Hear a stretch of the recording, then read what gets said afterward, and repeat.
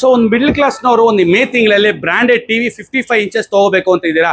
So ಒಂದು ಹಳೆ TV ರೇಟಿಗೆ ಹೊಸ ಟಿವಿ ಕೊಡ್ತಾ ಇದ್ದೀನಿ ಸರ್, ಯಾವ್ದಪ್ಪ ಅಂತ ಇದೆಯಾ. So Kodak QLED 55 inches Jio ಟೆಕ್ನಾಲಜಿಯಲ್ಲಿ ಜೊತೆಗೆ ಸೇರಿ ಬಂದಿರೋದು. ಸೊ ಇದು ಬಂದು 60,000 ರೂಪಾಯಿ ಟಿವಿನ ಕೇವಲ 32,500 ರೂಪಾಯಿ. ಹೌದು, ನೀವು ಕೇಳಿಸ್ಕೊಂಡಿದ್ದು ನಿಜಾನೇ.